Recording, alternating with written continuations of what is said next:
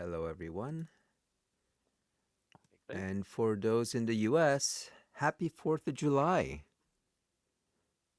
our Is it though? US Independence Day. Yeah, some orange fuckwit seems to have taken over the thing and made it all about himself. Mm.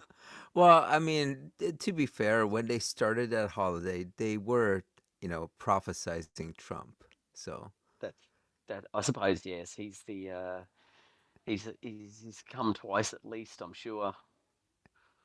yeah, I mean, Yeah, they come did twice. say that he will be called Emmanuel. And ever Yeah, since then, everyone is calling him Emmanuel, just like how they call Jesus Emmanuel throughout the Bible. Or is yeah. he never called Emmanuel? I think Oh, that's hang on. that's more likely the Yeah, case. that's it. I see Diva's here just to sling shit. The Oh, problem is that'll be he's fun. slinging. Yeah, he's slinging shit at a fan, and you just go, "Ah, don't stand in the way of a fan you're throwing crap at, Diva." I'm not uh, commenting, says Diva after saying it's an atheist echo chamber. yeah. It says y'all got an actual Christian on the stream tonight. Is this going to be that no true Christian fallacy? I don't know, but It it always seems is. like at least the Christians that we know of in from the AXP, they all seem a little bit too much of a coward to come on. Yeah, all true Christians are apparently complete cowards and massive snowflakes. So yeah, as opposed to Craig, who's sorry, mate. Yeah, but you're just like He's some not a made true up type Christian. of. No, you're deluded. Apparently, That's right. sorry to. Apparently, you didn't know, but should have said spoiler alert. Right. Oh, look, Steve-O. Hey, Hey, how you doing, guys? good. You must be like having a really bad connection. There's a lot of Ah, you're driving. noise. My AC's on. Okay, let me turn it off. Okay. Aha. Yeah, there we I go. thought Better? maybe like you're driving or something. Nah, I'm not driving. Okay. But you had the fourth That better? off? Well, I had to work, but I worked in the early morning today, so I got off early today. Oh, okay. All right.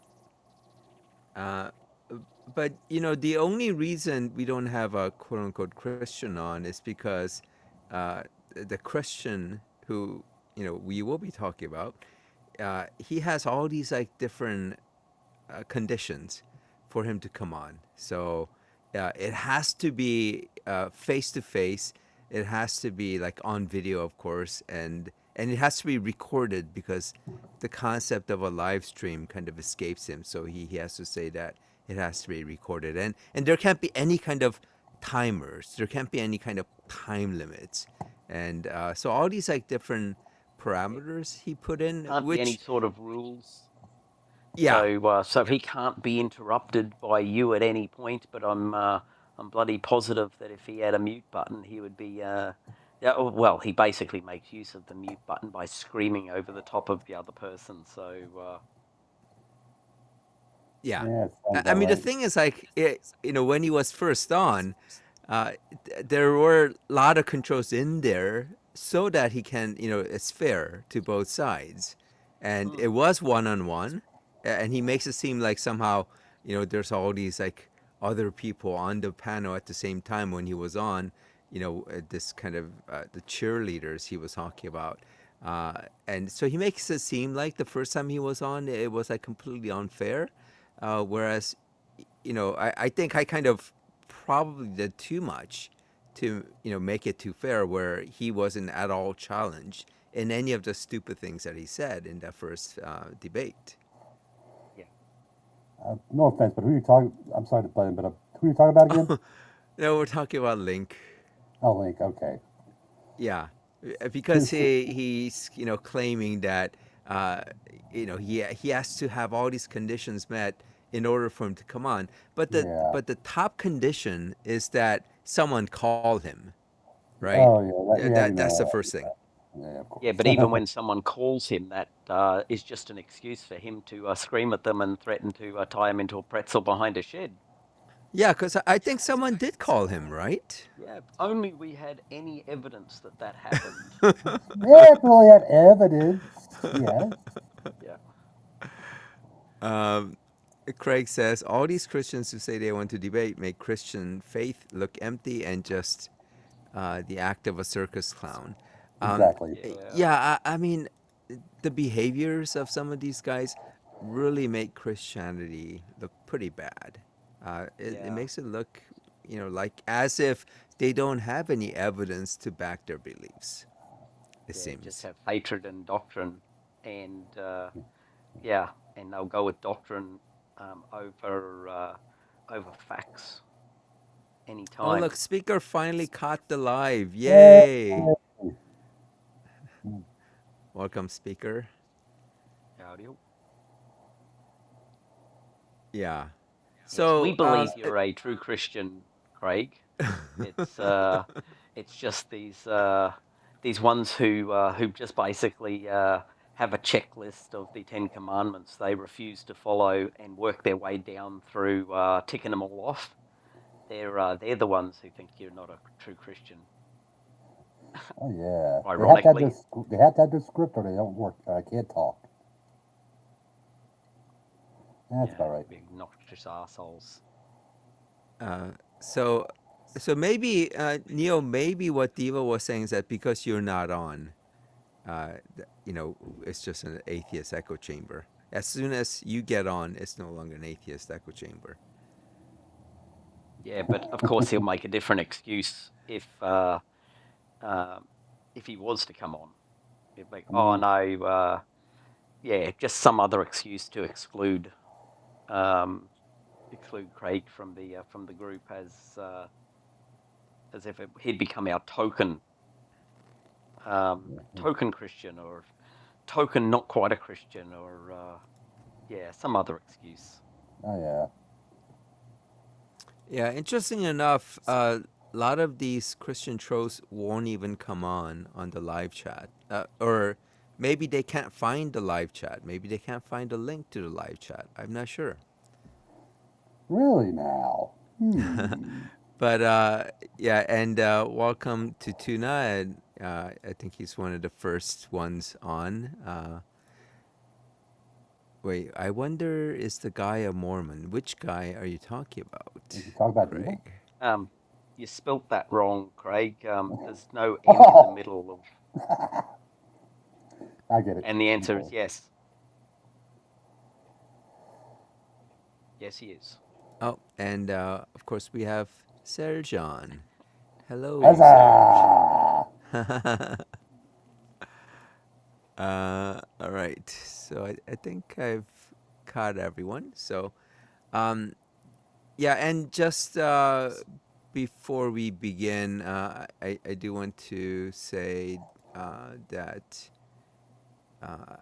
well, I'm not sure if it's worthwhile mentioning, but John probably won't be able to join us Of for course.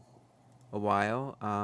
But just to want to say that we're all thinking of you. So, and yeah, I mean, this what we do here in the live streams is not anything really important. I mean, you have people who Yeah. have more important things to take care of. Um, in their real life. So yeah, we're we'll have you back whenever you're ready to have us come join us. But yeah, take care of yourself. So all right. Time, Um, yeah. If you're feeling bored, you can always listen to us talk shit, and maybe that'll take your mind off things. Of course. yeah, Good on yeah. you, Craig. Sorry, it was a little bit esoteric. I Yeah. just didn't want to say the word moron out loud. Yeah. um, so the topic today is Florida, and well, What's in the water? actually, before I go on, so what I was talking about is like he had all these conditions, and one of the conditions was above all is that someone called him, personally, and it wouldn't sound so bad if all he really or he pretends that what he wants is someone to show him how to get on or give him explicit directions. The explicit direction is just to come on the live chat and say, "Hi, I'm here," and you get a guest link. And in fact, There it is. I can just scroll the guest link, and I think this link is available until I reset it. So if you're watching, uh, I don't think he is watching because there are only a couple trolls who hate watch. But I think Florida just doesn't even want to think about us because he wants to give himself an excuse that he's not running away. But the link is there. You just need to come on, and you can use that link anytime, and you'll pop on. We're here to So talk to you anytime, buddy. yeah, and but if that's really the actual reason why he wants someone to call him, and he just like really too stupid to figure out how to do so, maybe it's believable. Except he has said twice that he wants to dox me, right? So why would I call him? Why would I call him on his wife's phone number? I mean, technically, I guess I could go out of the way to create a burner phone number. Why? Why would I do that? To kind That's of also make. definitely part of it, isn't it? He really does want to Oh just yeah, be he the does. worst possible human you could be. And is there are there doxing laws in Florida? I don't know. I I know there don't know are either. in other places. I know in Australia there is. In England there is. It depends on the jurisdiction, I guess. It's how Yeah, it's that's why I was sort not. of wondering about Florida because you got that fuckwit, the sanctimonious, as the Orange Buffoon actually did a pretty good job calling him, um, running the joint down there. So, and you can't have the right wing getting into trouble for anything obnoxious they do.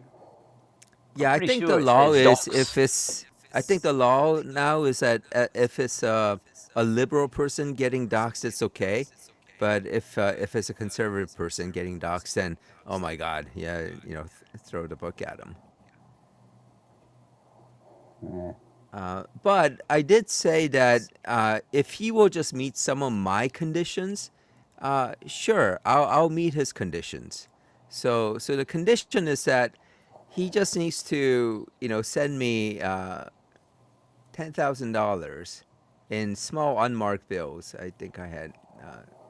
Why'd you offer crypto? Say crypto. Oh yeah, or crypto. Yeah, that's fine. So as long as he does that, then I will meet his little diva demands. I think that's. And I thought I had that, but maybe I didn't have the comments ready there. But yeah, so if he's gonna make demands, I'll make a demand, and if he meets my demand, I'll meet your demand. So sure. Oh, okay. Here is what I actually said. Uh, and I was actually thinking of Diva when I was calling him a spoiled, self-important diva making all these demands. Uh, so I said, "Here's my condition. Send me $10,000 in unmarked bills, and I'll meet all your conditions. Until then, you can shut your lying, ignorant face." So I have not yet received a single dollar, and that's why he's not on. Maybe next week. Maybe next week he'll send me those 10K in unmarked bills or in crypto. So we'll see. According to uh, Google, there is no specific doxing law in Florida. Oh, surprise, surprise. But Oh. yeah. you can get into it is illegal to publish someone's identifying information when used to facilitate harassment, stalking, incitement to violence, or extortion. Mm. So kind of like a So not just the backdoor. act of doxing; it has to have the other parts with it. I see. Whereas in Australia, just publishing someone's data or info online without their permission is illegal. Yeah. So Well, Very you know, narrow Uh, law. Florida did seem okay with people having his phone number. So, can I just count that as me having his permission to publish his wife's phone number? Technically, well, yes, because he put it on the he internet. handed it out. That's right. And that genius chiropractor did the same, but not with his wife, just his own. Published that Oh, on he the internet did. too. He did publish his number. I never got it. So, Hmm. Yeah. and was it so So that people would call him and he can threaten them physically? well, he definitely wanted to proselytize. That's for sure. Yeah, yeah, Of course. yeah. Yeah. Okay, He does so have a convenient location there in Florida, though, because he only is 2 miles up the road from his second home. The one with the really big fences. yeah, Ah. his $1 million mansion. Is that what you're talking about? Yeah, the one with the thousands of rooms, but they're all very small. And the Oh, that crystal. one. Sorry, Yeah, that he that is very a multi that is a multi-million-dollar mansion. And that they is say the yes, that is indeed um, such a great view of the common area. with Yeah, a I heard giant that's a very kitchen nice and gym. a cafeteria. Yeah, And there's a huge yeah, shower area where you do not want to drop the soap. yeah.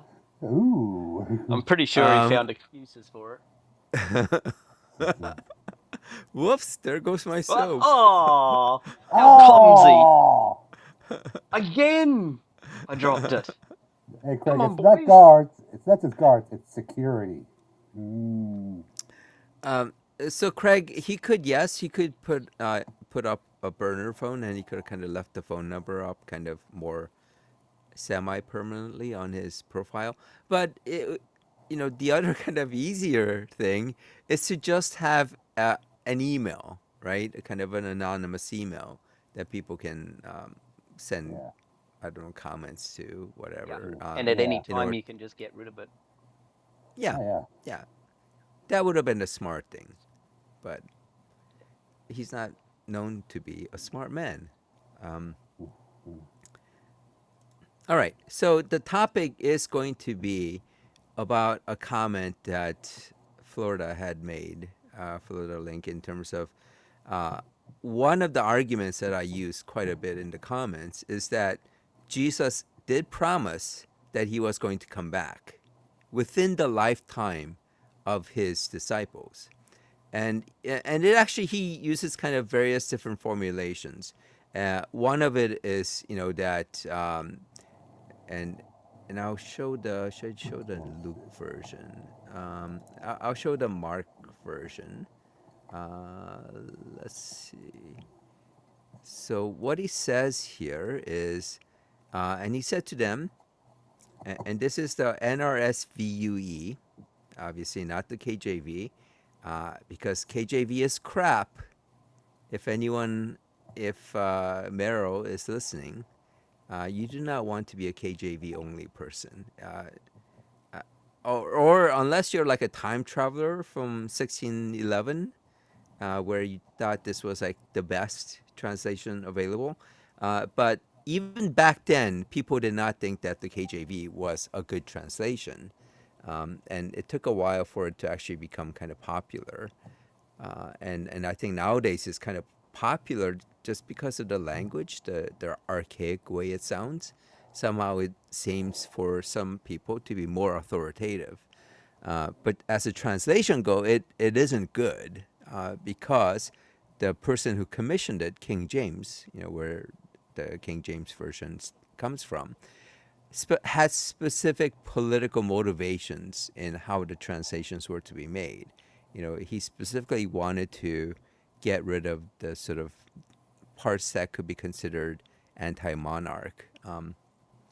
So there are kind of political undertones in the translation. So yeah, it's a crap translation, and anyone who uses that or kind of pushes that, either is just ignorant or they may just be in the service of Satan to try to push the worst English translation that's out there.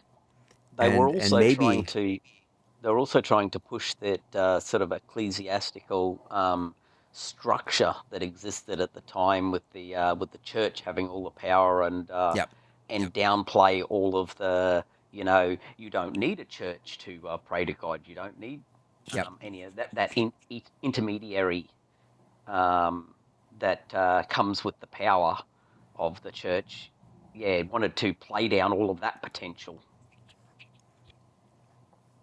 So unsurprisingly, that's exactly what they got. yep. So the NRSVUE, and this isn't just me saying it, but I think most biblical scholars, people who study the Bible, do use are more likely to use this version. Now, obviously, there are other translations as well, but I think for most people, you get a better translations with the NRSVUE. And in here it says, "And he said to them, Truly I tell you, there are some standing here who will not taste death until they see that the kingdom of God has come with power." No one's going to say amen. I just read the word of God to you guys. Eh. NIV is also crap translation, at least from what I hear. So, Got to be and better than something written in late Middle English. yeah, It yeah. really anything's better. See, Craig is a true Christian. He said amen at the end of my reading. Well, if you're talking Even about go ahead. even Diva didn't say amen. So I'm not sure what's going on here. Now we see who the true Christian is. So in that verse, what it's talking about is Jesus essentially saying that you guys don't worry. I'm coming back, and I'm coming back before most of you, or while most of you are alive. And it is an indication that it's not going to be in the next few days. Because otherwise, why would he say some standing here will not taste death?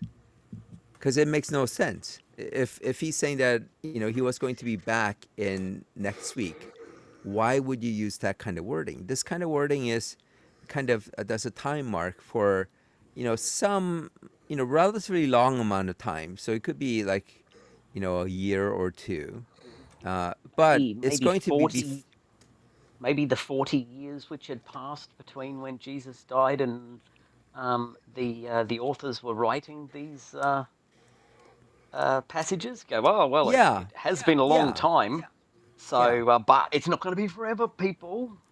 right, It's definitely coming this generation. Definitely still this generation.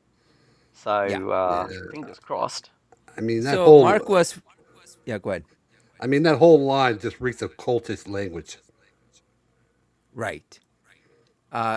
Because the I mean, like Blarg is alluding to, so Mark was written, I don't remember exactly how long, but it's like, a few decades after Jesus' death. I think So, Mark was somewhere around the established sort of timeline, somewhere around the 60 to 70 AD, somewhere in that space. Yeah, some Whereas, go ahead. or actually, I've got some. Maybe it was closer to 70. I So it think it was was really, written. yeah, Go ahead. I'm really sorry. close to the. Really close to the destruction of the temple, Yeah, that's about right. and the yeah, others were I think after. that's right.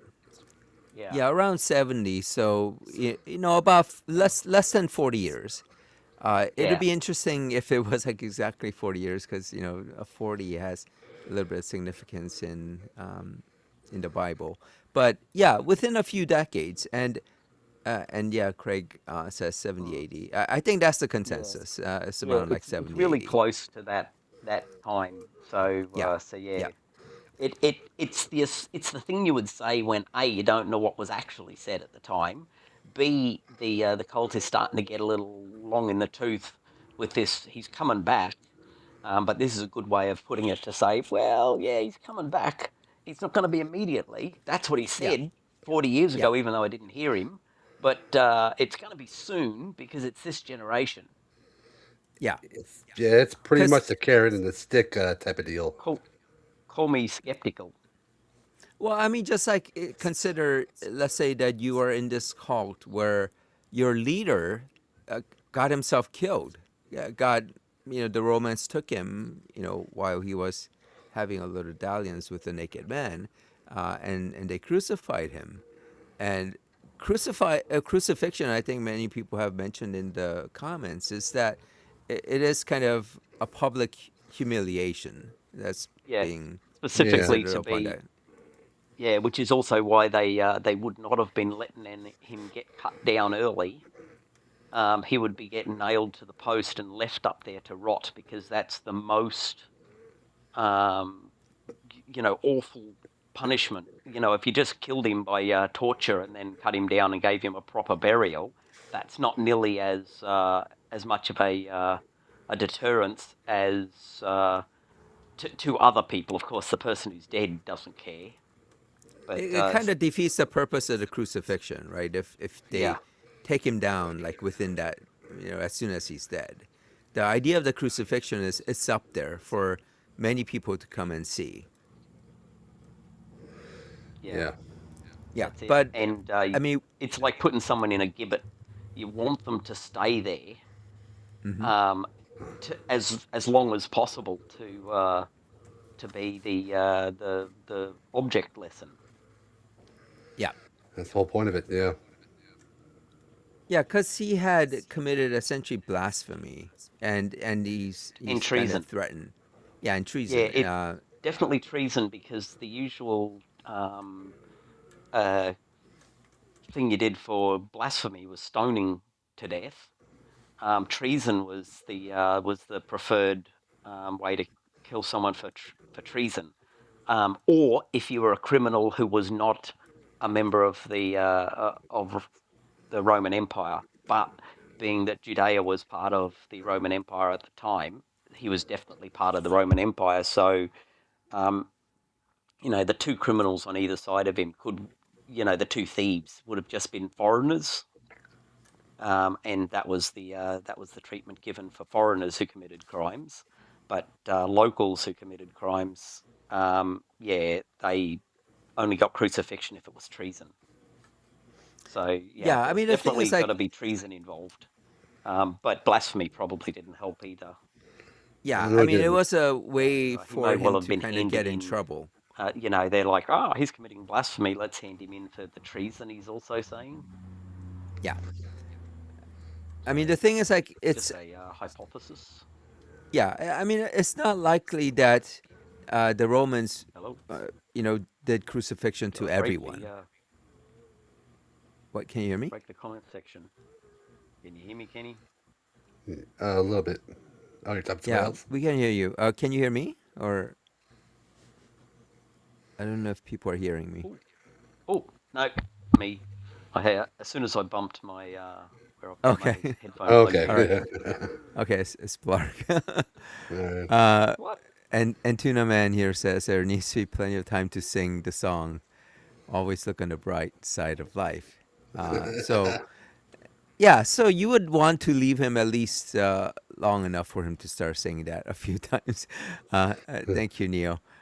So if you just kind of think about what happened during that time, so there was this movement that, let's say, someone named Jesus led, and all of a sudden he got arrested and killed.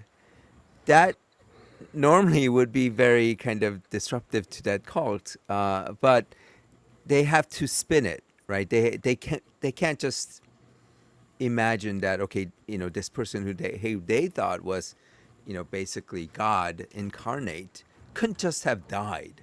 So they had to make a story. They have to come up with some story to suggest that, hey, you know what? This is, don't worry. He's coming back.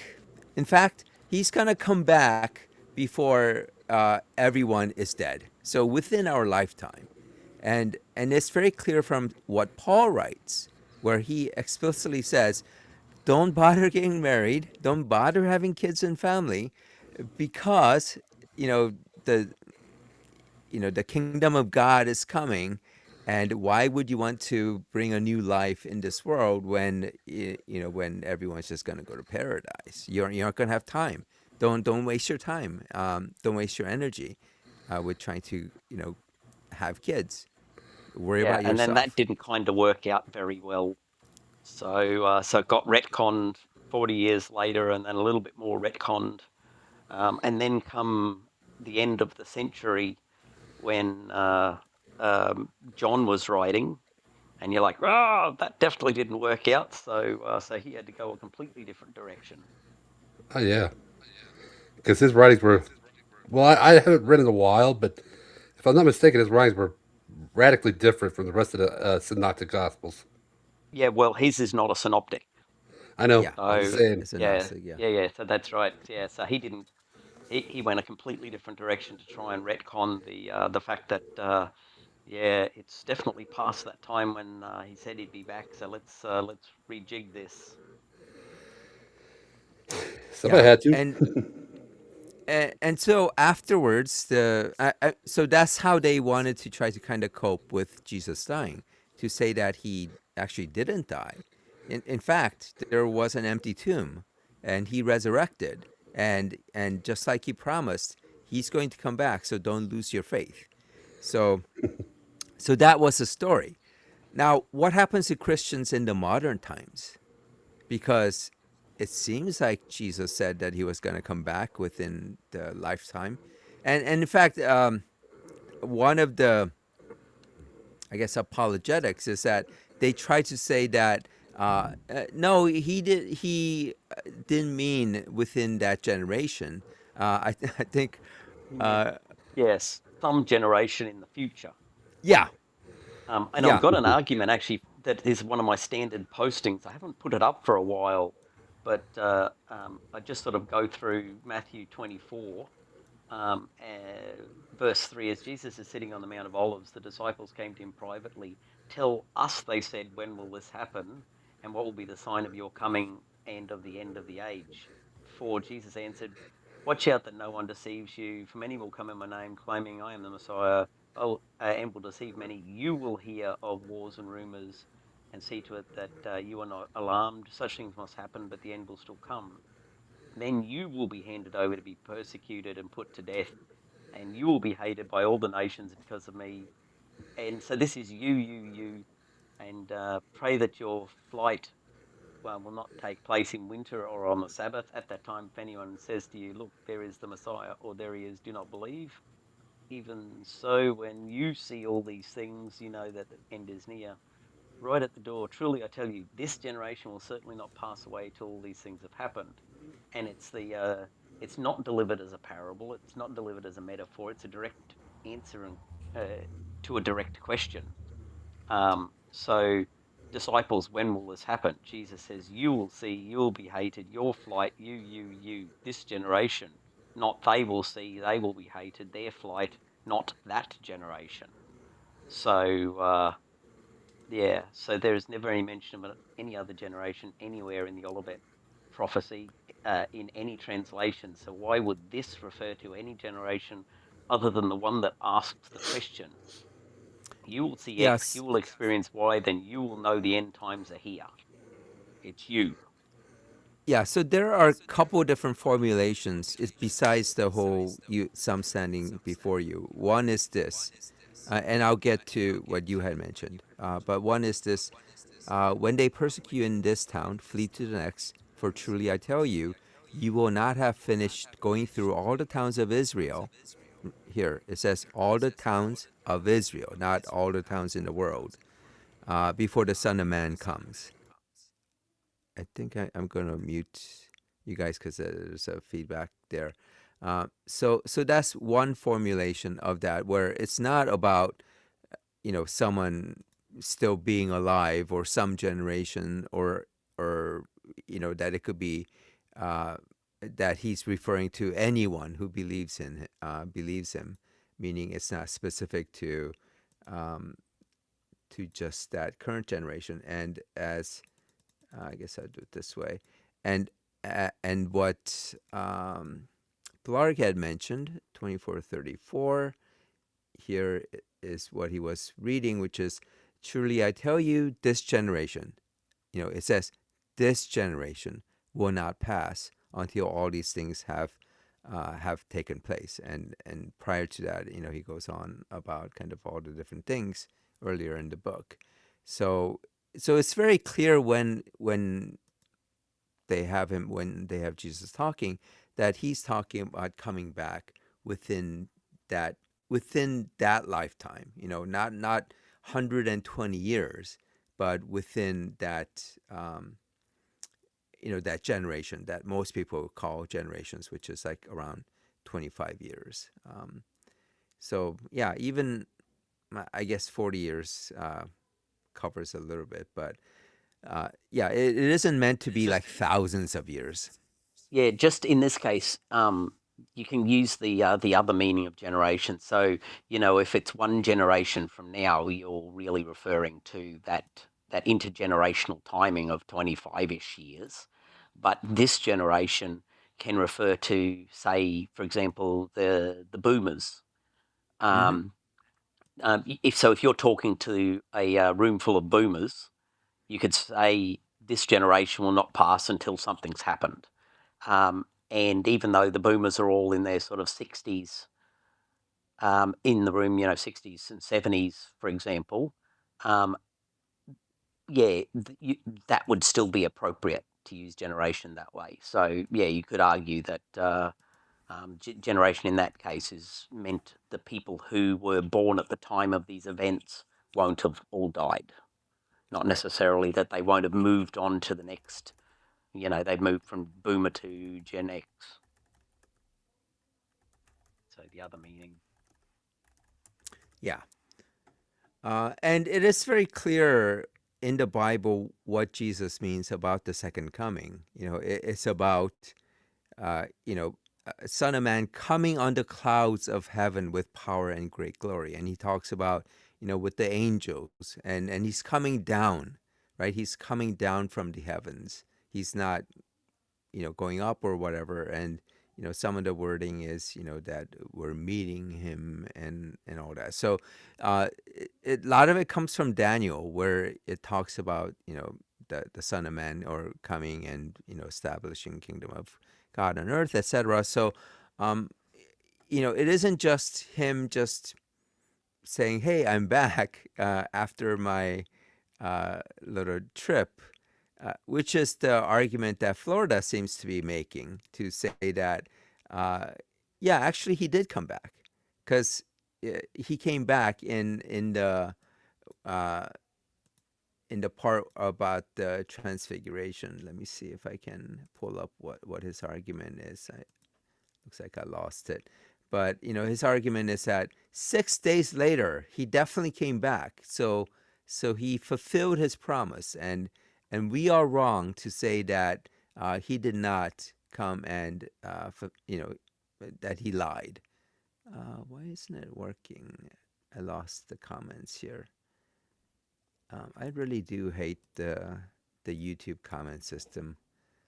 I wish they would kind of get their act together, but I had it.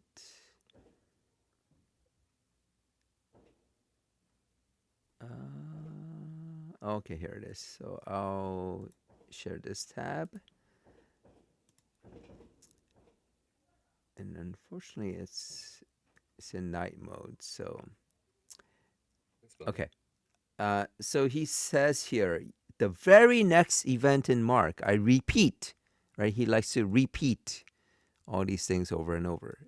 The very next event in Mark is the transfiguration, which Jesus' 3 closest disciples witnessed.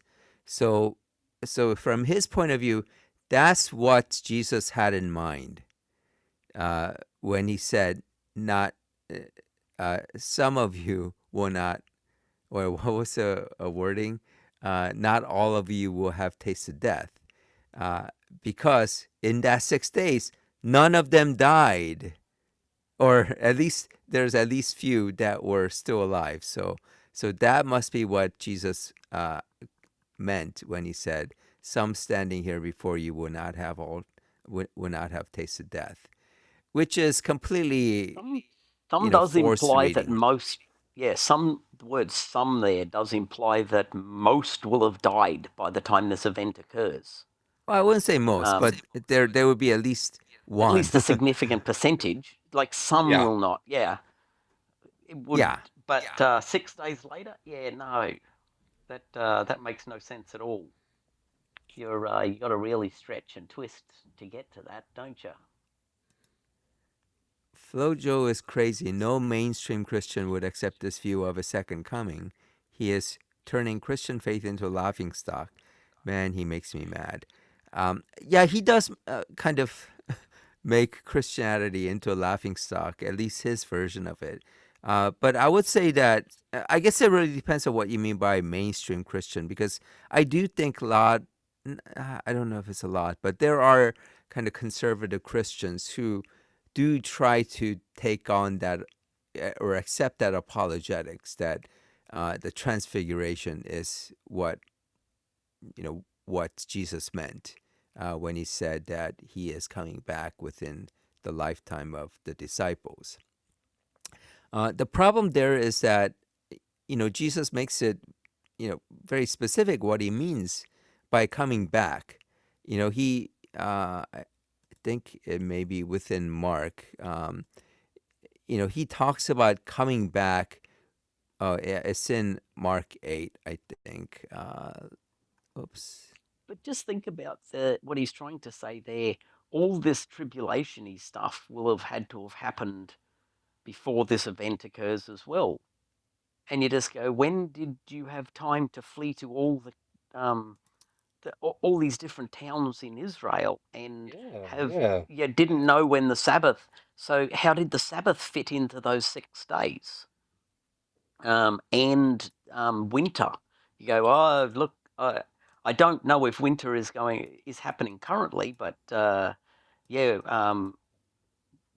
you better hope it doesn't happen during winter. And what I mean is in the next 6 days. What? Yeah. But he also Yeah. talks about coming into the glory of his Father with the holy angels. There's got to be There a were couple of no. wars as well, and famines and epidemics and earthquakes to have How happened as the well in those 6 days. Yeah, so how the hell can it all happen in such a short amount of time? Magic. Craig clarifies by mainstream, I mean Catholic Church, Church of England. Yeah, I agreed. Yeah. And this again goes back to kind of my comment that just from a theology point of view, the Protestant movement is probably one of the worst things that could happen to the Christian movement, because it lets any what is it? What is the term?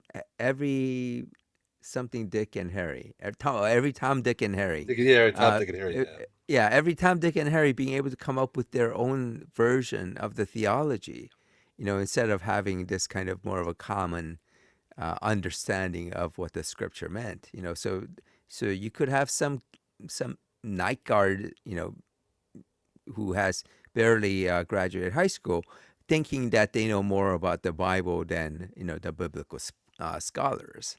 You mean like the whack job from Florida, or the whack jobs from Florida?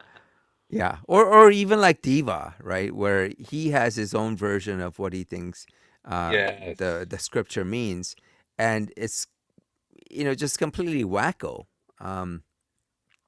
And all that is what kind of makes the whole, what can make Christianity sound really, really bad. And go ahead. Yeah. I'll say. No, I was just gonna say, like, the thousands of denominations. I'm not sure whether 45,000 is the right number, but Yeah. there are a whole, shitload of denominations where there's a little bit of variations, and a lot of, at least in America, for a lot of people, you go church shopping, you find the church that meets your views. So if you're some MAGA and you go to some hippy dippy church where they say that gay marriage is okay, they'll go and find a different one.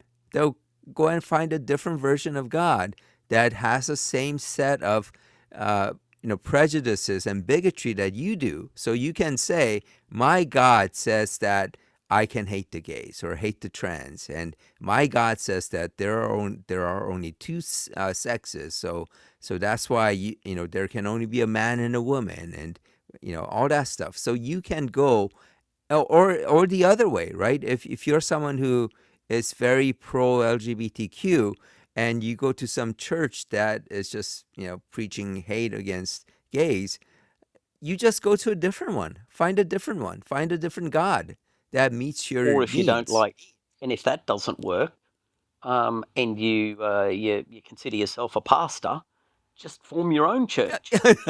That's right. Exactly. That's right. Yeah, and you go, ta-da, another denomination. Go and Yep. nail a list of demands on a church door, and splinter your own church off, and then yeah, over and Yeah, over and over. and I know at least a couple churches where basically it's splinters. Where you have a church where people just didn't like the pastor or didn't like some aspect of it. So they'll just like take bunch of like-minded fellows and go and form another church and get a pastor that meets their needs. So Um, I, I quite like the churches where they have that sort of timeshare use of the building, yep, where yeah, you have multiple services on a Sunday or a Saturday for some of them. But yeah, this particular sect has it in in the 7 till 8 time, and then in the 8 till 9, it's a different pastor talking to a different congregation, and on for the whole damn day. yeah. So Ah, there is kind of there's a financial aspect of it because there is a cost to own Yeah, or lease a building. So if you have a fairly small congregation, you really can't afford the entire building yourself. So you essentially rent it from another one. And this also happens with a lot of kind of like foreign churches. Whether it's Korean, Chinese, or whatever. They within that community there may not be that many of those people. yeah, Who would attend that. So what they'll do is, they'll just essentially go to like an English speaking church and say, hey, you know what? We have these, you know, Japanese or whatever speak worshipers, and we want to have our own church. And it'll be a way for them to kind of start things up until they get big enough where they get enough, tides or whatever nice. money coming in, where now they can go and say, hey, let's go get a building of our own. yeah. And Look, I also, have absolutely no particular problem with it. I just find it kind of a little funny, the concept of the building just working its way through various congregations that have different beliefs, um, and or because you can guarantee that any given pastor is going to have a different interpretation, a different set of dogma to the next guy. Like even if you Yeah. come from the same damn congregation, and So pastor there are a A lot of trained under pastor politics. B. Yeah, There are a lot of politics within a church. I mean, within any group of people, there's politicking going on. So, uh, you know, depending on the type of church, they'll all try to make nice and everything. But, you'll get people who are kind of headstrong or who have strong beliefs one way or the other. And that's what causes the splintering. yeah, and And even like the Catholic Church, it had its yeah, schisms. there was a year where there were what three popes in the same year. Yeah, it's kind of like a Three popes larger version of what simultaneously. happens. Yeah, of what Yeah, happens. And but I mean, just from like again going back to theology, that's not a good thing. You don't want your theology, which is about God and what God wants, etc., to be just at the whim of whoever wants yeah. to Here's, back here's up an their own personal views. interesting thought about that. If we were, what would you expect to see if, for example, you had some great divine event coming, it's coming down the pipeline. God's about to, pull the trigger on the end of the world and judge everybody and do all that sort of a thing. What would you expect to be seeing as that time approaches, given that all these people say they have revelation from God as time goes along, my expectation is that you would be getting a converging of the Yep.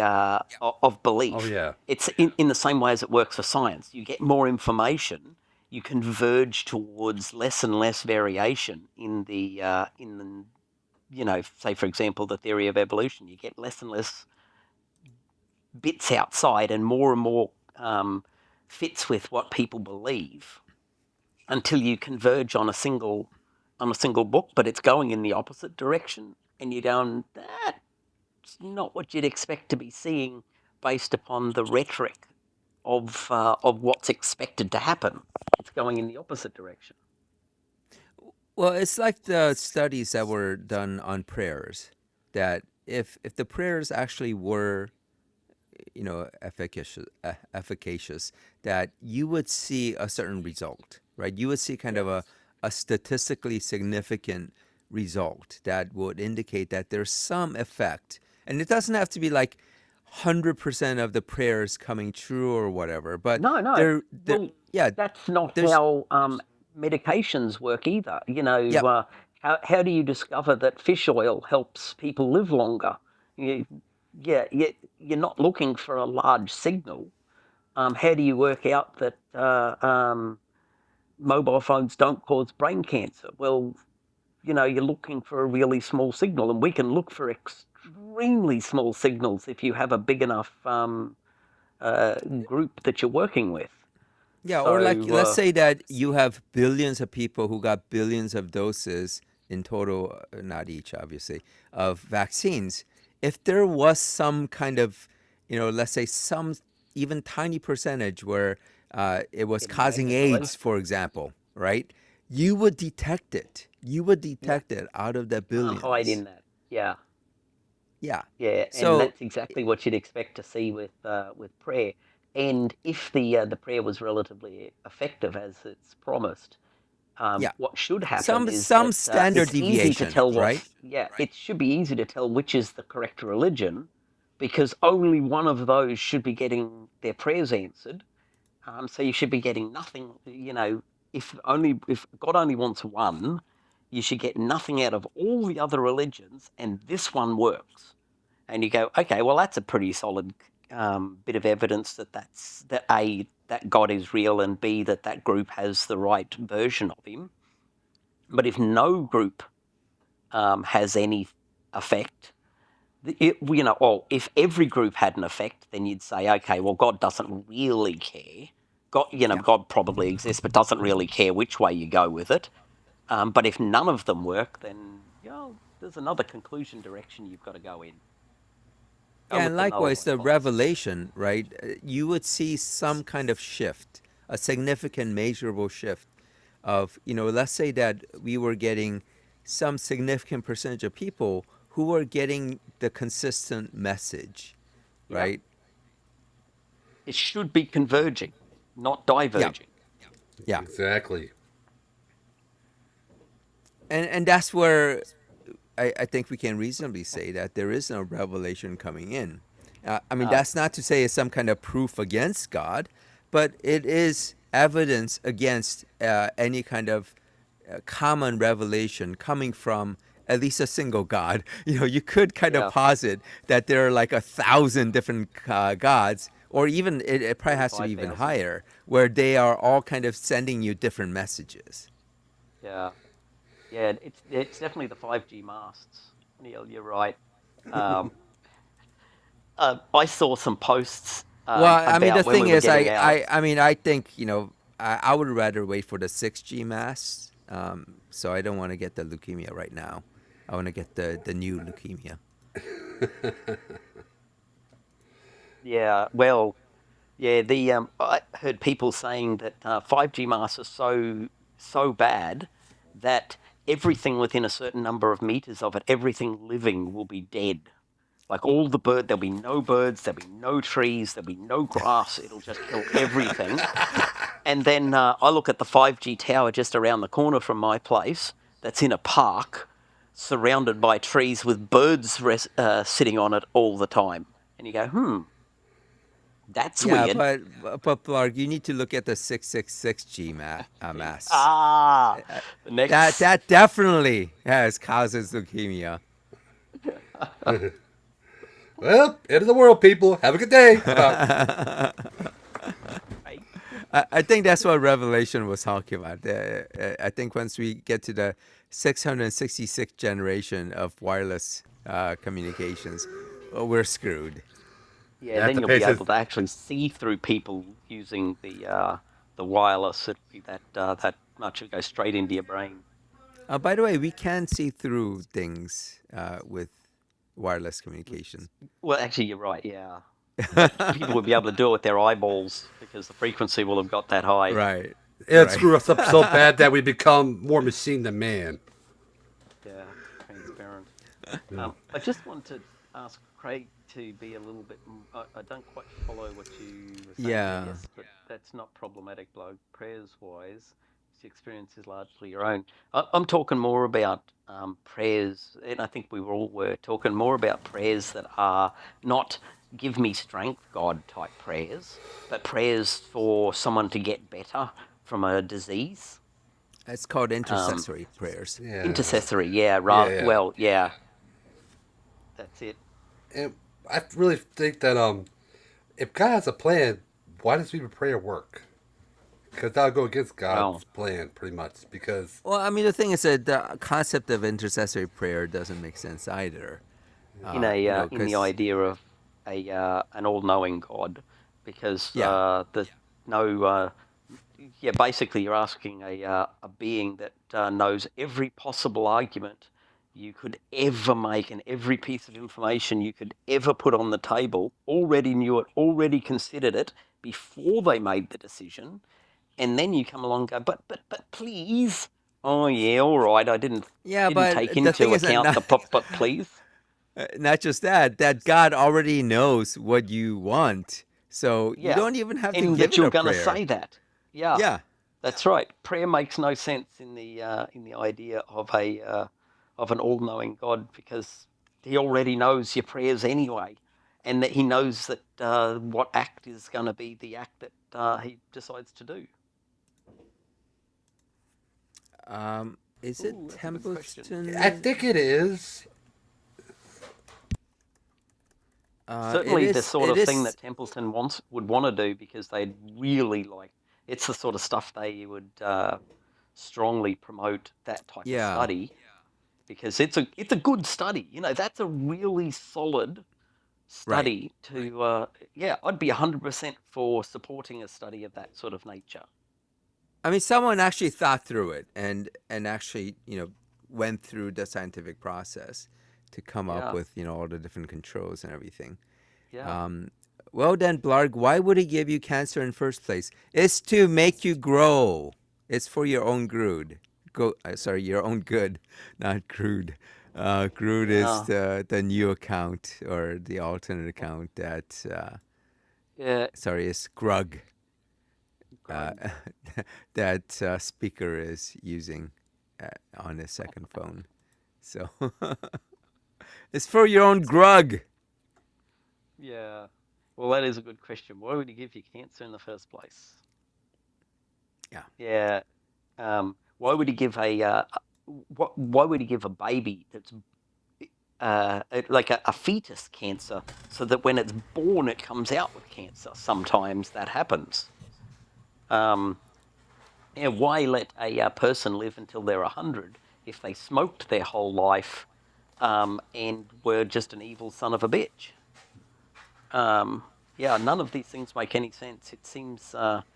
Yeah, why let a godless person become a rich man and a devout person become a rich man as well? Even though what? Yeah, it just doesn't make any sense.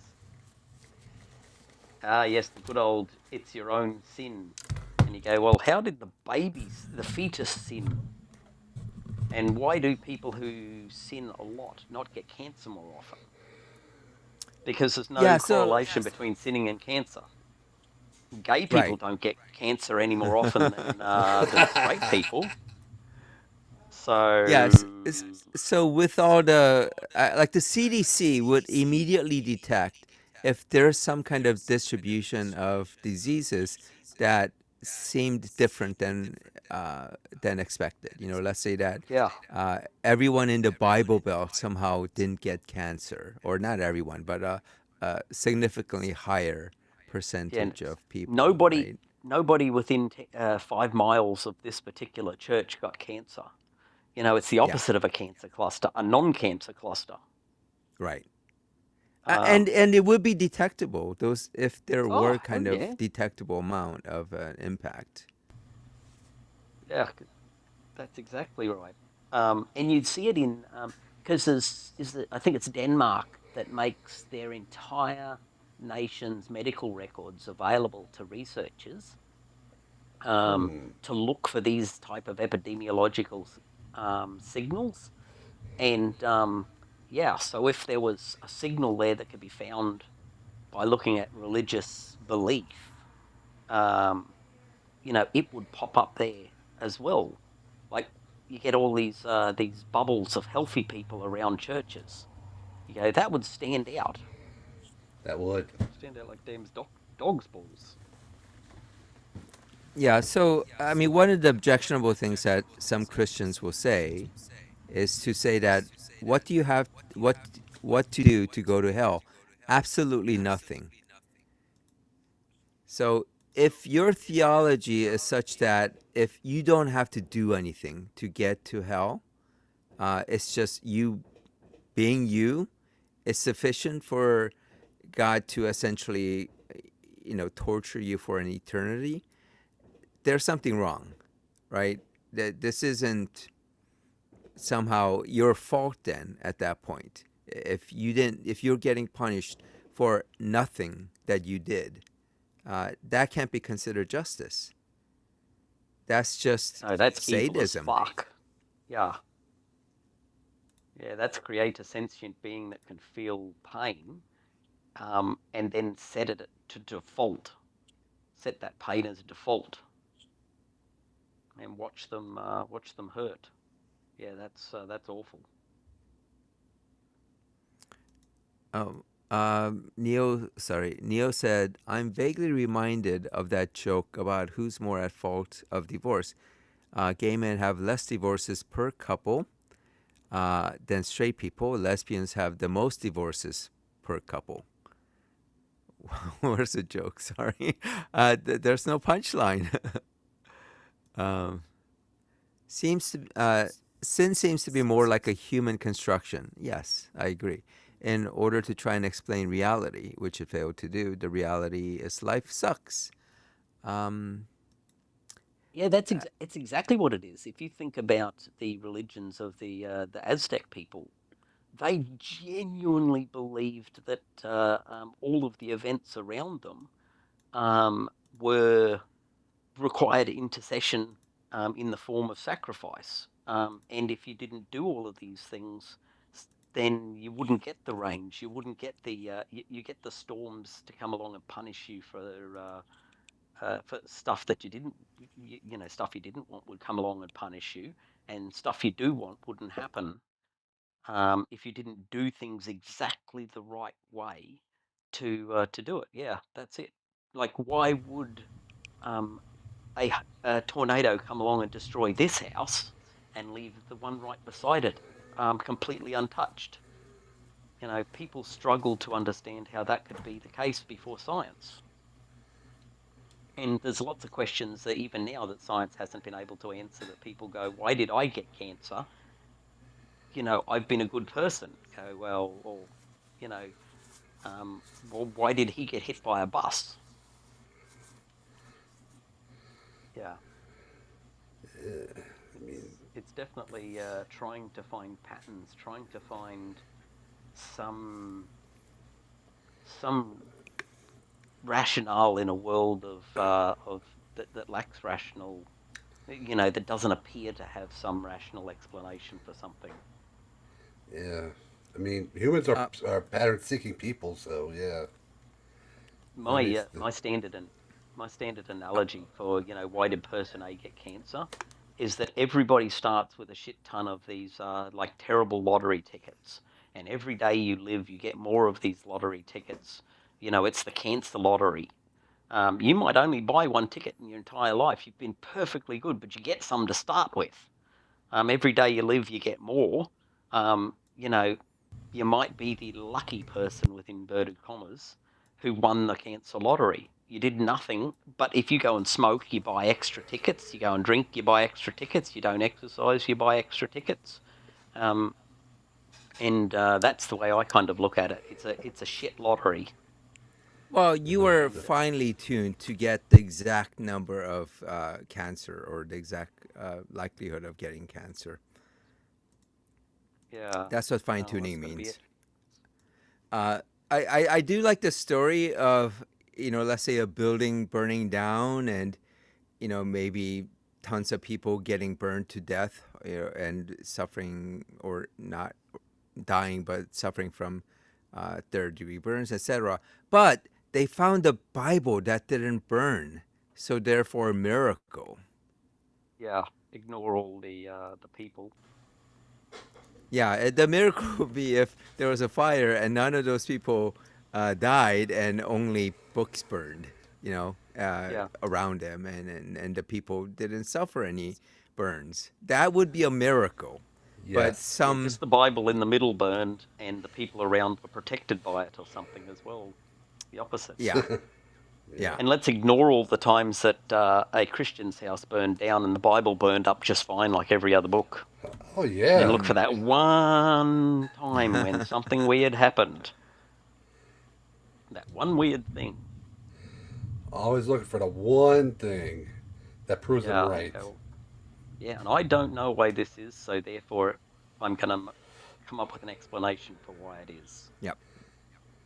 Pretty much. But going back to the sin, Neo says if God's protection was enough, churches wouldn't need lightning rods. yes. Yeah. Or fire Interestingly enough, insurance. they didn't want lightning rods installed when was his name, Benjamin Franklin, when Yeah.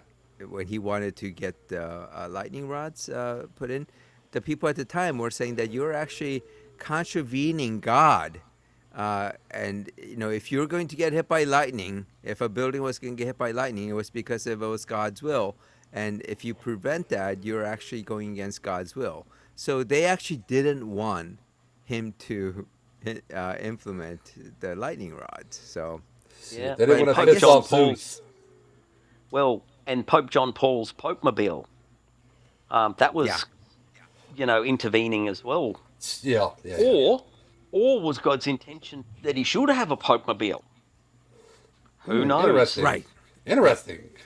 Or was it God's intention that Ben Franklin discover electricity and lightning rods so that churches could have lightning rods?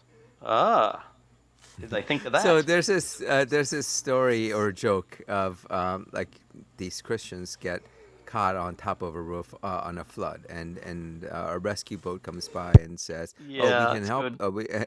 Yeah, and they say, "No, no, no, it's okay. God will protect us." And then so they go away, and then another one, and then the flood gets worse and worse, and another rescue boat comes and says, no, get on. You gotta go, or you're gonna die. And you go, no, no, no, it's okay. God will protect us. And then they drown, and when they go to heaven, so this is a joke. So they go to heaven. They say, "Oh God, why didn't you protect us? Why didn't you save us?" And God is like, "I sent you 2 damn boats. Why didn't you get on?" Oldie but a goodie. Yeah, I've heard it stretched a bit longer to add a helicopter Yeah. and a something and a something. You just Yeah, make it bigger and bigger. Yeah, you made can add it as many short. things as you want. Yeah, yeah, funny as hell. Yeah. And the thing is, like, you can just explain it that way. It's like, when something happens and someone gets saved, they can say that it was God protecting them, right? It wasn't that fireman that came and rescued them from this burning fire. It's God who sent that fireman to rescue them. And then you get to the point of like, then why did God set the fire if he's going to do all that to, rescue you? So he could show you that he could rescue you, but not your kids in the next room. Right. So there was a Uh, lesson you needed to learn because you lived in a place with poor fire well, I mean, the thing is escape that they were options. good kids, and God just wanted to have them in heaven sooner. That's why He killed them So in many in terrible horrifically. excuses. Yeah. Just I, I yeah, I mean, that's the thing. You can kind of twist things around. If you have that belief, you can have everything fit your, your confirmation bias to say that everything is actually confirming God. So you could look at the trees and say, "Hey, that is actually proof of God." Right? It's just this bias, this cognitive bias that people use, and they just can't. Uh, Satan buried all the dinosaurs, and also Satan set that fire. Um, what is that song? We didn't set the fire. we didn't start the fire by Billy Oh, we Joel. didn't start the Yeah. fire. That's We right. did Okay. start the fire. I can't Yeah. sing. So Satan didn't start the fire. We need Serge on to do that, the Yes. singing. Serge, are you there? He's probably getting drunk on some beer, Damn it. relaxing outside. So going back to sin being this construct, yeah, I mean it is kind of a way to, well, a couple of things. One is to just kind of explain bad things, and the second is to have a way to have justice in an unjust world. When you see someone getting away with murder, essentially, or other kind of things that you don't like, uh, you say, well, that person sinned, and that person is going to be punished in the afterlife, so that justice will prevail.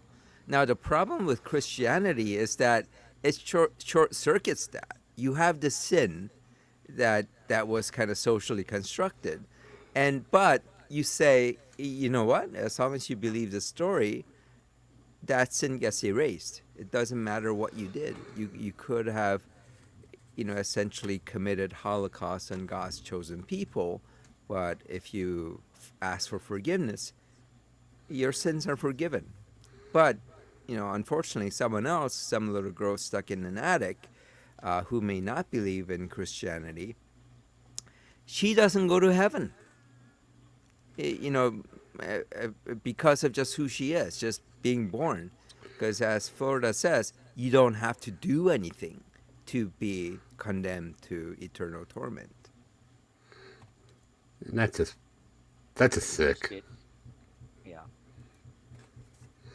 I that's it. mean, it's just people like that just they don't realize what kind of trauma they put the more gullible and more probably people in a bad spot are in, and when they say that it makes them it just destroys whatever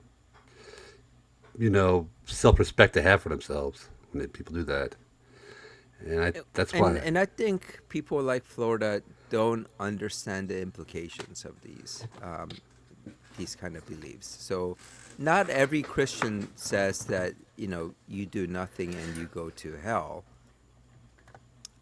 Hello, Errant. How are you? Hey, Eric. Happy Fourth. Um, but yeah, I mean, this goes back to there being so many different denominations. Some Christians don't believe that. Some Christians don't believe that just doing nothing is going to land you in hell. So um, That is a like major split, actually, isn't it? Between the you're saved by faith alone, or mhm. you're saved by action. Oh yeah, very much so.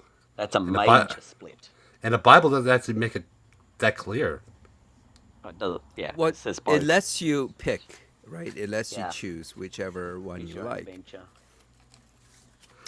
I mean, because there's kind of the Pauline doctrine where, essentially you just have faith and then you get saved. But in terms of the words of Jesus, most of what Jesus teaches, and also the kind of the Petrin portion of the New Testament says that you actually have to be a good person. You have to do good, right, to be able to get into heaven, right? And in fact, uh, if you're some rich, greedy person, if you are some MAGA, most of Jesus's teachings would say that it's going to be harder for you to go to heaven. I wonder what would happen if we found ET and asked Flojo about the hell thing for them. Yeah, we would be screwed if we found ET and ET ran into Flo. Yeah, Flo would have to turn him into a Turn him pretzel, into a pretzel. and tell him about Jesus. And then she's like, I come in peace. Take me to your leader. Let me tell you about Jesus. Oh my God! but where is he? I'm just imagining a little grey man getting Florida, stomping him into the ground and going, I came to bring you eternal life. Oh my God! Oh, And oh, ET going, ouch! ouch. After getting pretzeled. Oh. And there's ET. there goes our first contact, our best chance for a first impression.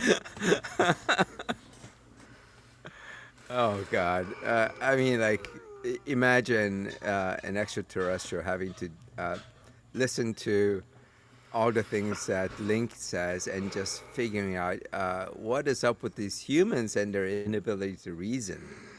Oh, and that's just taking the fact that Link has bombed the barrel. Go to some of these guys on YouTube. Oh, jeez. Yeah. I feel bad for poor ET. Oh, jeez. And then Link will come in like brag about how he cooked ET. Fried Yeah, or barbecued. Yeah, it was a demon. He found it and stomped it Right. into a pretzel shake. I have defeated the demon. Pretzel.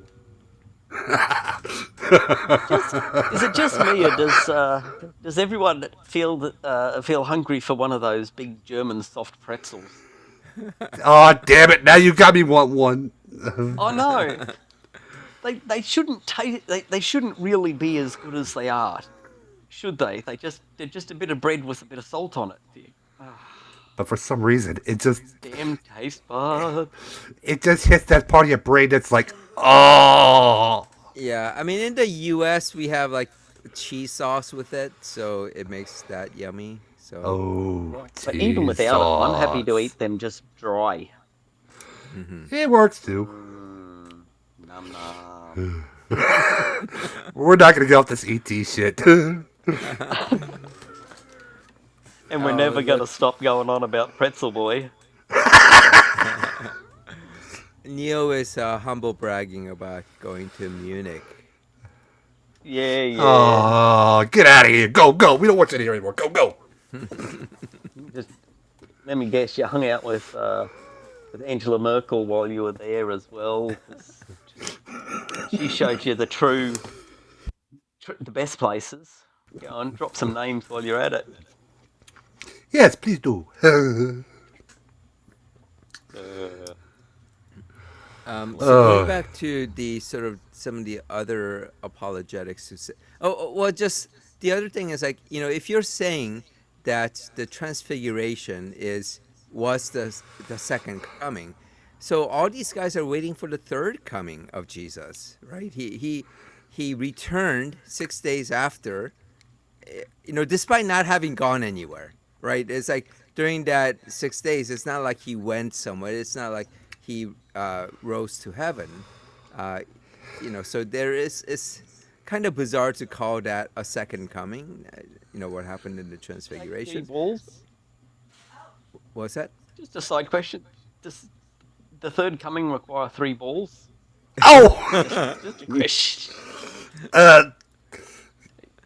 Yeah. I don't know how to respond to that. Well, but That's the proper word, polyawkward. so he because like a lot of Christians will say, in his, when he comes back, he's going to, do all the things that he didn't do the first time, establishing the kingdom of heaven. So he was going to do it in the second coming. So what, now it hasn't been done?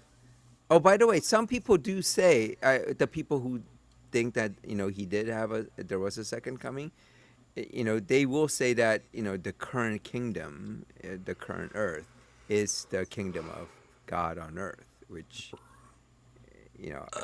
so Wow. what changed? Really? Well, have you read a series of books called The Crucible? I have never read them, but I've heard of them. Yeah, I think it's Australian author Sarah Douglas from memory. It was quite a long time back. If my memory serves, she died, which is a bit of a shame. But she was a history um, background, and yeah, it was really interesting. That period where there were multiple popes during the same year. That was when all these events happened. It's just so well written, and it was all set in an actual timeline of history. The only change to history she made is she compressed the timeline a little bit to make the story run a little better. But really, 100% Okay, recommend it. Really good. did you say The Crucible? Because that's a Arthur Miller play, Yeah, Well, no, the one about the I think Salem I witch think it's trials. no. I think this one's might be called the Crucible series as well. It's a series of books. Hang on, let me check. might be a slightly different title.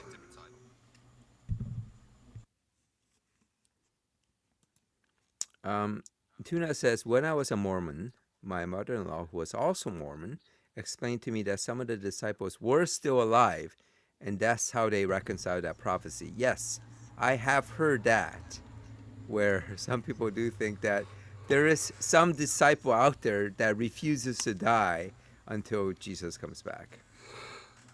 Well, Yeah, that's another way of doing it. Yeah, it sounds like some yeah. sci-fi thing. Artifact that the zombies are still roaming around Jerusalem. Yeah.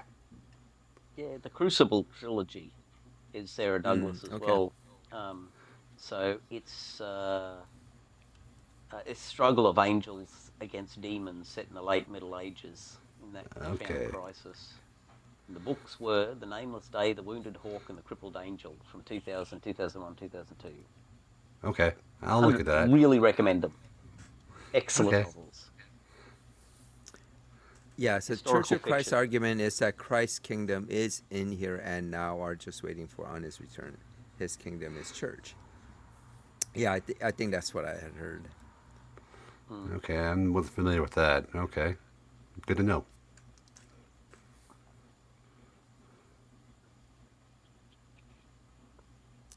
Yeah, so Yeah. the other kind of apologetics around that is that when it says that some standing here will not take. This goes around where they just focus on that one time marker, not the other ones, and they somehow forget it. They try to change what that some standing here means. So not the literal physical people standing in front of Jesus listening him, Oh but yeah.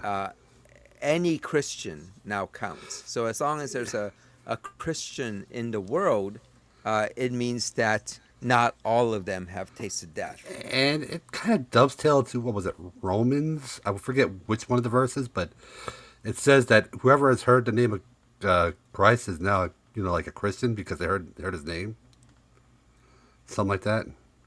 I never knew that Craig was an ex-Cock member. Ah, Oh, yeah, that's the one. Neil, Sarah Douglas. Isn't she the one that begs for money for little pets? Or is that Uh, different? I'm not going to answer What because is I don't that? know. You know that one? Oh, Sarah McLaughlin. Oh yeah. Now I remember. Yeah. That's enough. All right. uh, they also try to interpret the word generation as race. Oh, interesting. How the hell did they do that? I Because of cannot see. because of course they do. Yeah, Yeah. true. Yeah. Yes, that would sound like something he would do. Search for Yes, confused. Craig. I knew what it meant. Yeah. It was just funny to say that, so no apology needed. Ex-clock member. You go a lot of ways Yeah, with that one. yeah. There's a lot of and snickering the from and the the members are growing. yeah Yes. every day. The other apologetics is that essentially it's that the transfiguration is a preview. It's not the actual Oh, second coming, okay. but it's a Yeah. preview of what the fulfillment would be like. So that's just kind of another way to kind of talk around the fact that it actually didn't happen. That's a hell of an imagination. Try to push that one because how do you even come up with that? Yeah, I I mean, mean, it is a lot of Struggled. mental gymnastics because, I mean, on the plain reading of the words of the multiple different passages where Jesus is saying that he's going to come back within that lifetime is, uh, the plain reading is that it didn't it failed, that the prophecy what Jesus said promised, it failed, uh, but when you have this kind of presupposition that he could not have lied, he could not have failed, yeah. then you have to find ways to justify that, and a That lot makes of it is just sense. like very very flimsy, and I think if it wasn't for the dogma that's essentially uh, corrupting their ability to think. Uh, you know, if they kind of saw this as a different religion saying that, they would immediately call it out and say, that's bogus. That doesn't make sense. But because it's their religion, because it's their belief, they can't see around it. Yeah. Sorry, I was just reading what Neil was Um, saying there. I asked Google the question: how did John address the failure of Jesus to return as prophesied in the Olivet Discourse? And its response is John addressed the delayed return parousia by omitting the physical cosmic end times imagery yep. from his gospel, instead redefining Christ's return as spiritual present reality. Yep. That's all they can do. Yeah, like emphasize that judgment and eternal life promised by Jesus were already available, and shift the focus away from failed timeline. Man, moving the Yeah, goalposts, that's finest. yeah, and hence the reason why you can pick your own direction there, because John was forced to pick his own direction. Yeah, and that's where I think in one of the responses that Link gives is he gives, and I think he must have did some search to find a way around it, where he points to the Second Peter. That's where some of the apologetics use to say that to bring up Perusia, to say that it's about Christ's future second coming. So um, that verse in Second Peter 1:16, we did not follow cleverly devised myths, but we had been eyewitnesses of His Majesty. So they essentially witnessed uh, what was going to come about. Um, so when Jesus says that some standing here will not taste death until they see, they're saying that because the three disciples saw that transfiguration, they saw that preview of the second coming. Therefore, what Jesus said was not a lie. And didn't fail. There's also it's it's not like it's the only place in the Bible that has failed prophecy, for crying out loud. There's a whole pile of ones that I have a list of as well that have failed prophecies that are all fun as well. But yeah, like the destruction of Tyre. Oh, that's a good one right there.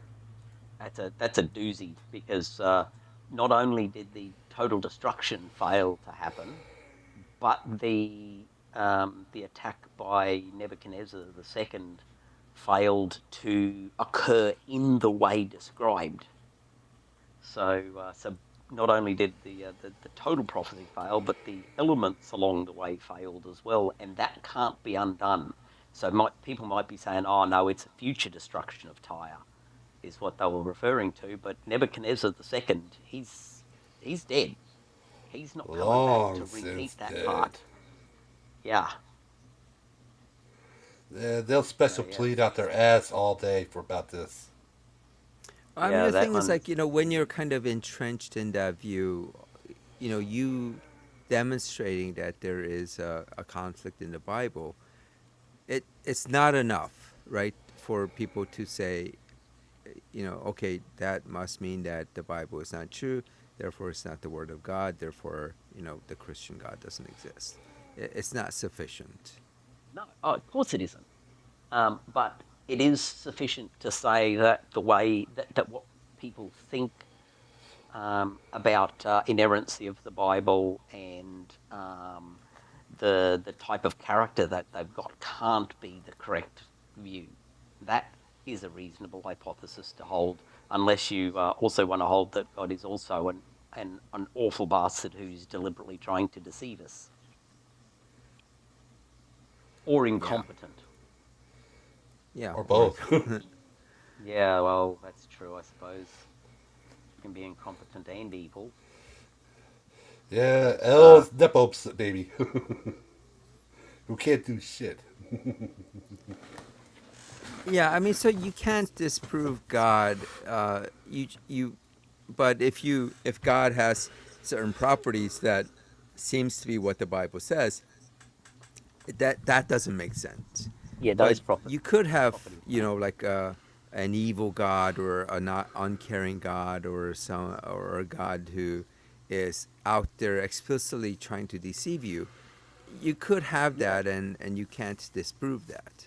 yeah, that would be perfectly consistent with what we see. Hence the reason about the noodly appendages in the writings of the guy who invented the flying spaghetti monster. Any time that something might contradict his existence, it's him just putting his noodly appendage on the scale and making it look that way, Yeah. deliberately to hide himself. And you just go, yep, that is completely 100% consistent with what we see. Oh, There's yeah. uh, there's no contradiction there. After all, Yeah, God I is supposed did to be all powerful. not know that that's what that was. What's that? The noodly appendage. Yeah, I didn't know that's yeah. Yeah. Um, some of the other little to go back to the prophecy. Some of the other little ones in my standard list that I can toss up occasionally too is did Nebuchadnezzar breach the walls of Tyre? That's Ezekiel 26. Was Tyre destroyed for all time? Did Egypt become a barren wasteland for 40 years during the time of the Pharaohs, which is Ezekiel 29 and Joel 3? Did Nebuchadnezzar conquer Egypt? That's in Jeremiah 43, 46, and Ezekiel 29. Did Egyptians ever speak Canaanite? Which is in Isaiah 19. Did the line of David endure forever? That one, usually people will attack that because they just claim that Jesus is the line of David and he is He's still non-dying, so alive. therefore it must. Yeah, he's still alive. Um, did Jesus return before the people heard him speak? That's what we've been talking about. Before a single generation passed, they're the other ones. But I quite liked the conquering Egypt, speaking Canaanite. And you go, pretty hard for Egypt to speak Canaanite considering the language is dead. So that's not going to happen. Nebuchadnezzar have to get resurrected in order to go and conquer Egypt. And they'd have to recreate the pharaohs in order to have the wasteland thing happen during the time of the pharaohs. So it's pretty hard for this stuff, but not impossible, I suppose. Yeah, by the way, these messianic prophecies, it really only works if you look at the prophecies that were actually made.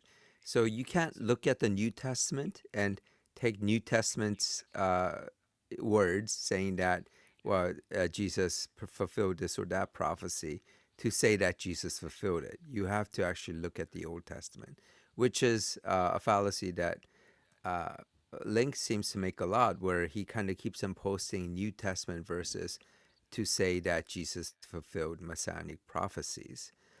Yeah, I do it's want super to. easy to do that. Just go and write Yep. down a thing and say, oh, well, Jesus did this. And you go, well, therefore he fulfilled the thing. And you just go, Yep. Matthew is so keen. Yeah, like Matthew's Yeah. the poster child really for desperation to fulfill messianic prophecies. So much so that there's a messianic prophecy that doesn't exist in any book of the Bible, any known book ever. And there is also the as we did with the Emmanuel prophecy has Oh nothing my to do, gosh. is not messianic at all. So he just Yeah. goes and takes a chunk out of context and goes, so that's a prophecy about the Messiah. You go, no, it's not. I feel Fucking like if obvious. Matthew was the author of Matthew was around, in the modern times, he would be trolling the AXB comments. Yeah, maybe Oh yeah. that's the way to get around it, because Matthew is in the AXP comments, Wait. and Are you so Wait, oh, he Are you? he's the guy. Atreyu. I think Atreyu is Matthew, the Matthew. author of Matthew. Yeah, Is brilliant. Luke okay? I'm not sure, Craig. I mean, I think in like the past streams, he did kind of talk about his health issues. So Yeah, a it lot of may back just be pain that, and stuff, yeah, Oh. and it may yeah, just be drugged tough up the for him to come wazoo. on. He was also getting various treatments and stuff which mess him up. Yeah. I mean, he kind of So talks about how, like, because of the medication, he's like feeling cranky and all that. And honestly, I couldn't tell the difference. I mean, because, meaning that he didn't seem really particularly like cranky or upset or like where his personality seemed different. So he seemed fine to me.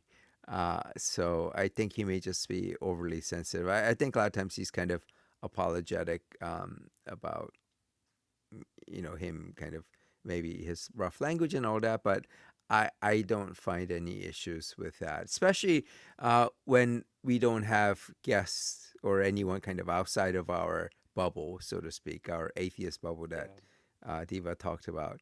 Um, I think if we have someone who comes on and who's, let's say, very dishonest or not able to kind of track or whatever, I think then Ook might get a little more irked by that.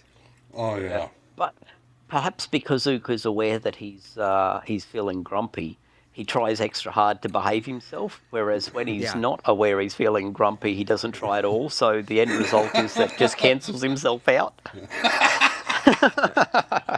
I do have to say, I can easily picture Ook being a Scotsman. I'm not sure Yeah. why, but Oh, there's got to be Scotsmen in his background. Yeah, No doubt about that, Craig. yeah, Yeah, It's- there's yeah. definitely. 'Cause You he's, gotta have. yeah, he's a ranger to start with. So, Yeah. yeah. But Ook, if you're listening, we do wish you well. We hope speedy recoveries, and I think these things can be hard, especially dealing with chronic pain. Can be very difficult. So, hope things are getting better for you. We wish you well, buddy. One last kind of thing with Florida. So, some of the comments I had made was kind of poking fun at how, first of all, Florida not understanding how percentages work. So he'll say like, 1,000,000% guarantee or 1,000,000% proof. of whatever. So I kind Maybe a of big fan of was, Trump then in Trump mathematics. yeah. 6,000% reduction in the price of drugs. Yeah, right. So I'm making fun of him by, saying I can, one with bunch of 0% guarantee that heaven and hell do not exist. And by the way, I will 100% guarantee that heaven and hell do not exist. And I will promise 3 times your money back if you go to your afterlife and you don't, and if heaven or hell actually exists, come back. I'll give you money back. Yeah. So, so I can make that guarantee, and I'll back it up. Uh, so I made this joke, and what's interesting is the Jump on it. response, where Link says, "Of course," and he's being obviously sarcastic, right? The afterlife doesn't exist because Atreyu said so. Because I'm Atreyu, right? Just to remind people who are not Yeah. following along. I'm Atreyu, so he's basically saying, "Oh yeah, just your say so is not sufficient," which is such a hilarious thing because he is essentially getting the point I'm making, right? I'm making a point that you can't just like say things. You can't just say I have a 1,000,000,000% guarantee that God exists. You can't just say things and just assume that that's sufficient. So he is getting the point that I'm making, Missing it right? completely. And he's missing it completely. He has no self-awareness whatsoever. Exactly. He really should be called Mr. Magoo because he is. I, Oh, I thought it was so absolutely hilarious that he gets the point but misses the point. I he mean, can't. it's just, oh my God, it's just this inability to think. And I likened it to, in one of the other comments, I likened it to an animal seeing its reflection and reacting to it, not realizing that it's him, right? Yeah, like So, the Franken cat in front of the mirror. yeah, so he's seeing this mirror in front of him, and he is seeing this argument that he himself has put up. And he's looking at it going, "That's a stupid argument." Not realizing that he is actually arguing against his own argument. Oh my God. I don't think that Link will ever come on this stream, and I'm fine with that because I don't think he can hold an argument. I don't think he can. I mean, even the first time he was on, the only reason he was able to just keep going on saying his stupid things is because I specifically gave him time to do that because I didn't want to seem like I'm bullying him or anything. And I think I said at the beginning, I kind of regret it because um, there was really no real pushback just because of the format that I could give to him on the stuff that he said. But yeah, he's not going to come back. I think he realizes that he won't be able to make a real argument, or I mean, because he doesn't have one. But it'll be harder for him to get away with some of the things. Craig says if his brains were in his ass, he'd be terrified to shit himself. God, man, is such foolish. Yeah. He is 100%. Yeah, it's so. I mean, I've been actually pretty good about not directly responding to him, uh, and now he's like. Before he used to just like not respond to, and in fact, he said, "I'm not going to respond to any of the comments." But now he is responding like all the time. Yeah, he's been trying to go around other streams, trying to push that shit, and he gets ignored all the time. Wait, what do you mean other streams? Like I see him pop up on other comments on other streams, and You he's mean like the line or like yeah, I mean smaller channels. different channels? Okay. Yeah, Oh, that's interesting. yeah, he'll pop up in like these smaller channels I've been looking at, Huh. and everybody just ignores him pretty much. You know, he has no. He's just like, I don't know what to say really. It's just like people just don't put up his bullshit. Yeah, so Neil, I agree. He is kind of boring because he essentially says the same thing, and he really can't respond to any of the comments that people make about him. He'll just say, "Oh, I KO'd or whatever, cooked," and he won't really say how he KO'd or how he cooked. So in that sense, he's boring. But he does kind of bring up these kind of topics, things like what we just went over today. But some things are still the same. The whole idea that Genesis 2:7 is not abiogenesis because God breathed life, and that somehow makes it not abiotic matter becoming a human being. But yeah, it's boring in the sense that he's not engaging, he's not adding anything new, etc. Maybe And at least and that in that same way, Pirate is boring as well, where he is trying so hard to get my attention. I mean, all the trolls are like that. They just say the same things dressed up a little different. Yeah, yeah. Same thing with Rocketman /CP /Meryl, where he will make a response to a comment, but then any response after that he doesn't respond to. So there's no engagement ultimately. The That's about it. the Frankencat reminded me the weird cat seeing something and then freaking out, arching up and walking off on two legs.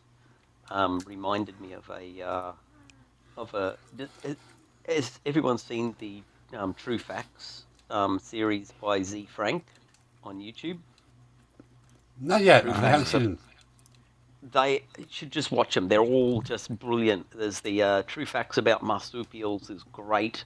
That has Koalas in the Rain, No Fucks Given song at the end of it. You can get t-shirts with that on it. But there's True Facts about the octopus, and it has a little spot in there that I just want to show everyone this little video of an octopus doing the same, basically walking away thing on two legs. It just freaks me out. I will switch back over, maximize it. It's the next one. Just what the actual fuck is going on there? Wow. Kind of looks like a wasteland he's walking in. That's an octopus walking on two legs. Wow. Okay, I am actually creeped out by that. It's wrong. Like, That's bizarre. just like that is walking on two legs. There's no other way to do that. That's bipedal locomotion of an octopus. It's just holding all the other six legs up to look a bit like a weird tree. Almost like a peacock. Just, Like it's just like the feathers out.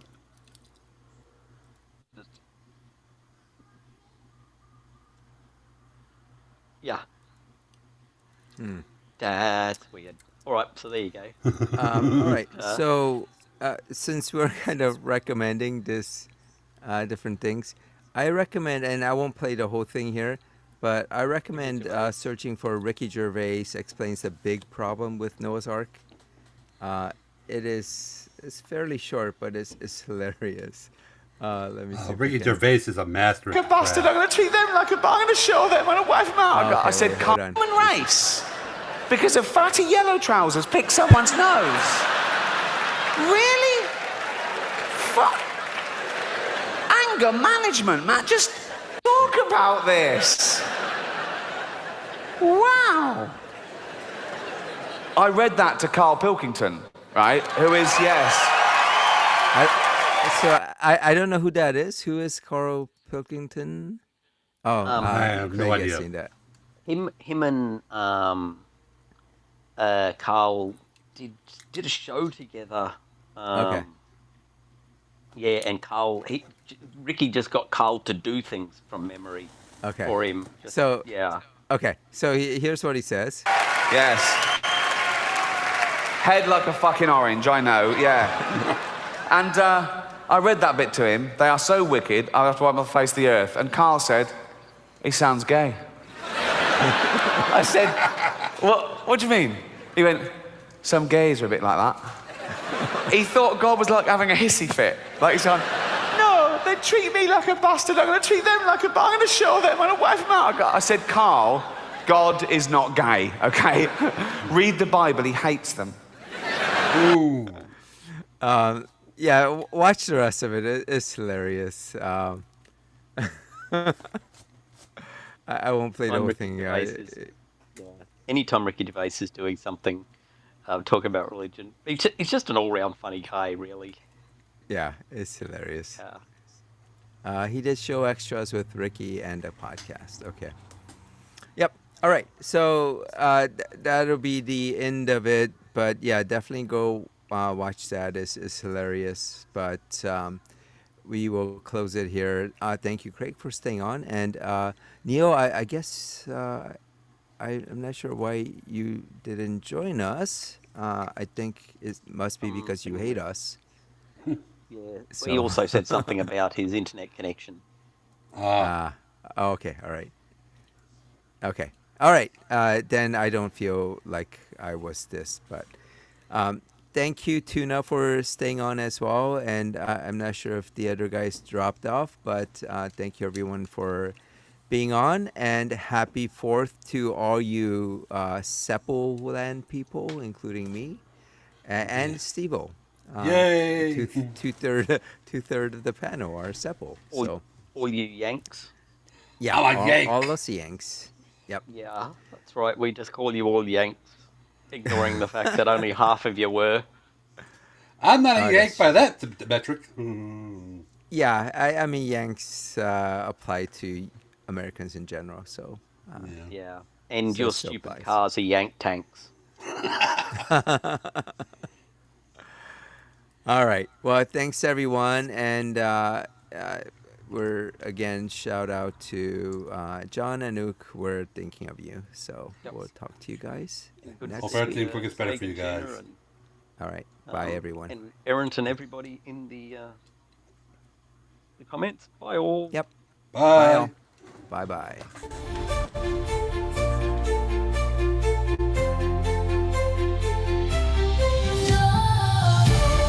Challenge your beliefs, let the silence break the silence, shake the faith. Truth survives, the heart is quick. Hold to truth, no more opaque. Reason's voice, it sings so clear through fear we hear. Cut through the noise, dissolve the fear. Rise above what you revere. No more shadows dressed as truth. Light reveals what lies uncouth. No more chains disguised as proof. Reason frees the mind uncouth. Let the evidence ascend. This is fallacy's end.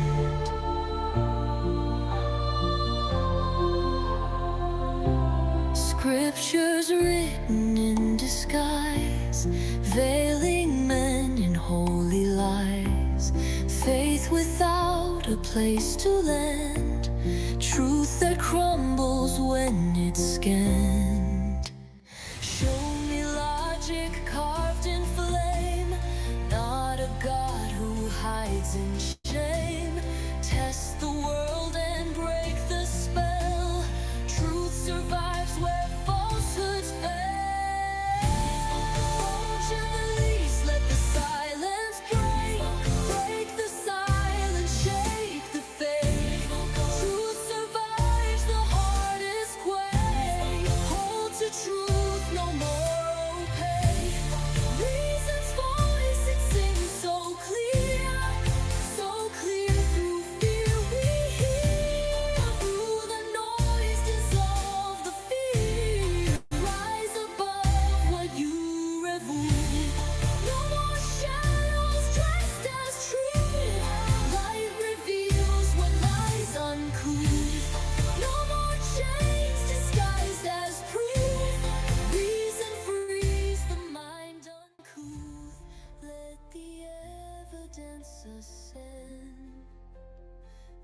his fallacies in.